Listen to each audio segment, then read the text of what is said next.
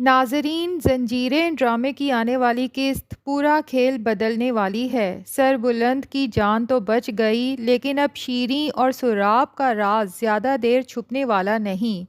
شیریں کی ایک غلطی اسے ہمیشہ کے لیے بے نقاب کرنے والی ہے، اور اب صاف لگ رہا ہے کہ ویلنز کی الٹی گنتی شروع ہو چکی ہے۔ سربلند کو گولی لگتی ہے، لیکن وہ اس بات کو راز میں رکھنا چاہتا ہے، حویلی میں یہ بات مشہور کرنا نہیں چاہتا۔ اسے اندازہ ہو چکا ہے کہ اس کا دشمن حویلی کے اندر ہی کہیں موجود ہے۔ اس وقت اسے رابعہ کے سوا کسی پر بھروسہ نہیں۔ تبھی وہ رابعہ کو چور دروازے سے باہر آ کر اسے اپنے ساتھ لے جانے کا کہتا ہے، اور جس طرح رابعہ چاقو سے سربلند کی گولی کو نکالتی ہے، وہ سین حقیقت سے اس قدر قریب محسوس ہوتا ہے۔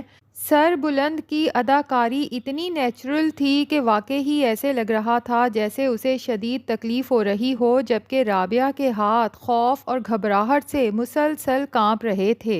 سربلند چاہتا تو فوراً ہاسپٹل جا سکتا تھا، لیکن اس نازک وقت میں سربلند صرف رابعہ پر بھروسہ کرتا ہے اور اسے بتا دیتا ہے کہ میں نہیں چاہتا حویلی میں کسی کو میری حالت کا اندازہ ہو، کیونکہ اس وقت اس کی پہلی ترجیح اپنی جان بچانا نہیں بلکہ اصل مجرم تک پہنچنا ہے۔ ادھر سربلند کے آدمی بھی اس کی ہدایات پر پوری طرح عمل کرتے ہیں۔ جائے وقوع سے تمام ثبوت مٹا دیے جاتے ہیں، تورسم کے آدمیوں کو بھی ٹھکانے لگا دیا جاتا ہے، جبکہ زمرد کو زندہ گرفتار کر کے اپنے قبضے میں لے لیا جاتا ہے تاکہ اس سے اصل حقیقت اگلوائی جا سکے۔ دوسری طرف سراب لالا مسلسل پریشان بیٹھا ہے۔ اسے سمجھ نہیں آ رہی کہ ابھی تک حویلی میں سربلند کی موت کی خبر کیوں نہیں پہنچی۔ وہ تو دوپہر سے شام تک موبائل ہاتھ میں لیے اسی انتظار میں بیٹھا موبائل کی سکرین کی طرف دیکھتا رہتا ہے کہ کب اطلاع آئے گی کہ سربلند مارا جا چکا ہے، مگر ہر طرف خاموشی ہے۔ ادھر تورسم بھی بے چین ہے کہ اس کے آدمی واپس کیوں نہیں آئے۔ نہ کوئی فون آیا، نہ کوئی اطلاع ملی۔ وہ خود بھی پریشان ہے کہ آخر سب کے سب اچانک غائب کہاں ہو گئے۔ اسی دوران تورسم کی کزن گل مہر کے پاس ایک بیوہ عورت انصاف مانگنے آتی ہے اور اپنے شوہر کے قتل کا ذکر کرتی ہے۔ گل مہر فوراً تورسم کو جا کے بتاتی ہے، اور ساتھ ہی یہ بھی کہ اسے علم ہے اس عورت کے شوہر کو کس نے قتل کیا۔ لیکن تورسم پہلے ہی اتنا پریشان ہے کہ اس کے اپنے آدمیوں کی کوئی خبر نہیں، اس لیے اس کا دھیان کسی اور طرف جاتا ہی نہیں۔ ادھر رابعہ پوری ہمت کے ساتھ سربلند کے بازو سے بالآخر گولی نکالنے میں کامیاب ہو جاتی ہے، پھر دوا لگا کر اس کی پٹی کرتی ہے۔ خوش قسمتی سے گولی صرف گوشت میں لگی تھی، ہڈی تک نہیں پہنچی تھی، اس لیے امید ہے کہ سربلند جلد صحت یاب بھی ہو جائے گا۔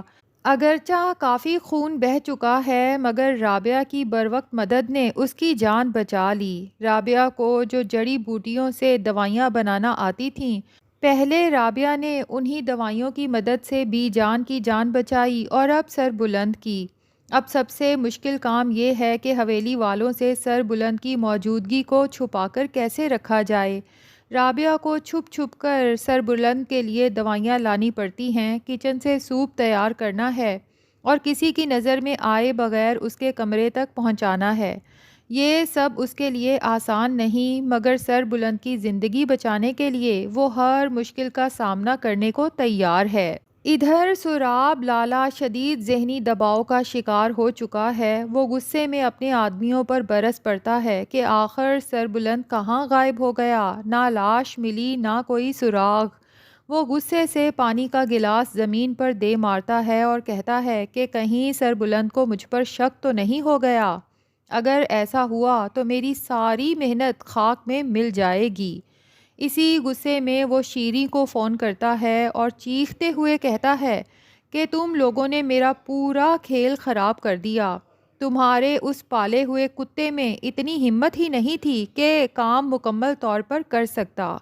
مجھے تم پر اعتبار ہی نہیں کرنا چاہیے تھا، تم نے تو میرا کام بنانے کی بجائے لگتا ہے مزید بگاڑ دیا۔ اور لگتا ہے کہ یہاں سراب لالا شیریں کو کوئی انتہائی دھمکی دیتا ہے کہ اب میں تمہیں زندہ نہیں چھوڑوں گا، کیونکہ شیریں سراب کا غصہ سن کر بری طرح گھبرا جاتی ہے، کانپنے لگتی ہے اور فون چھپاتے ہوئے اسے اچانک چکر آتا ہے اور وہ سیدھی اپنے بستر پر گر جاتی ہے۔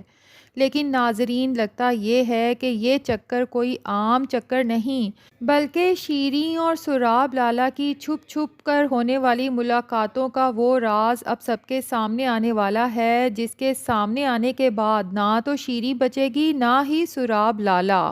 اور اگر واقع ہی ایسا ہوا تو آنے والے دنوں میں حویلی میں ایک اور بڑا طوفان اٹھنے والا ہے۔ دوسری طرف سراب بی بی جان کے کمرے میں پہنچ کر پوچھتا ہے کہ سر بلند کہاں ہے، وہ میرا فون بھی نہیں اٹھا رہا۔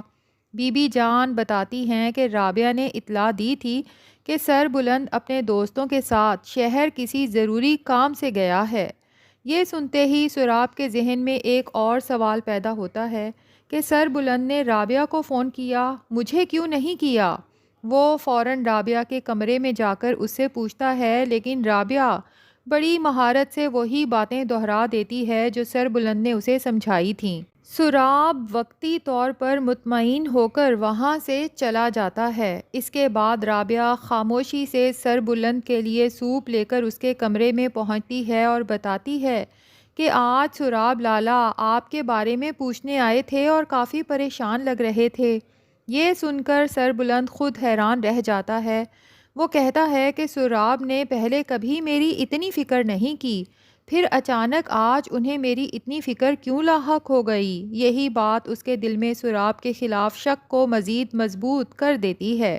ادھر سر بلند کے آدمی زمرد کو بری طرح مار رہے ہوتے ہیں تاکہ وہ بتا دے کہ حویلی کے اندر سے خبر دینے والا کون تھا، لیکن زمرد مر جانا قبول کر لیتا ہے، شیریں کا نام زبان پر نہیں لاتا۔ لیکن لگتا یہی ہے کہ جیسے ہی شیریں ہوش میں آئے گی وہ زمرد کو کال کر کے پوچھنے کی کوشش کرے گی کہ آخر زمرد نے کام ادھورا کیوں چھوڑا، اور اگر سر بلند مر چکا ہے تو پھر اس کی خبر ابھی تک حویلی میں کیوں نہیں آئی۔ تو اب ان تمام رازوں سے پردہ زمرد کے موبائل سے ہی اٹھے گا، کیونکہ موبائل تو زمرد کے پاس ہے ہی نہیں، وہ تو سر بلند کے آدمیوں کے قبضے میں ہے۔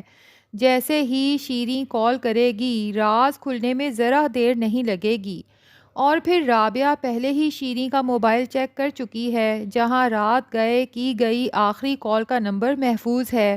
اب وہ نمبر بھی سر بلند کے سامنے آ جائے گا اور اسی سرے سے اصل مجرم تک پہنچنے کا راستہ کھل جائے گا۔ تو ناظرین، لگتا تو یہی ہے کہ اگلی قسط میں شیریں یا تو بے نقاب ہو جائے گی، یا پھر جیسے ہی سراب لالا کو یہ خوف پیدا ہوگا کہ کہیں وہ شیریں کی وجہ سے بے نقاب نہ ہو جائے، یا یہ بھی ممکن ہے کہ شیریں اسے بتا دے کہ وہ ماں بننے والی ہے اور اسی خوف سے سراب شیریں کو ٹھکانے لگا دے۔ خیر، اب راز تو کھلیں گے۔ بہت جلد سر بلند کو نہ صرف سراب کی حقیقت کا پتہ چلے گا، بلکہ یہ بھی پتہ چلے گا کہ اپنی ہی بہن بانو کو غائب کرنے یا قتل کرنے کے پیچھے بھی اسی سراب کا ہاتھ ہے۔ ناظرین، کس کس کو آنے والی ایپیسوڈ کا بے چینی سے انتظار ہے، کمنٹس میں ضرور بتائیے گا۔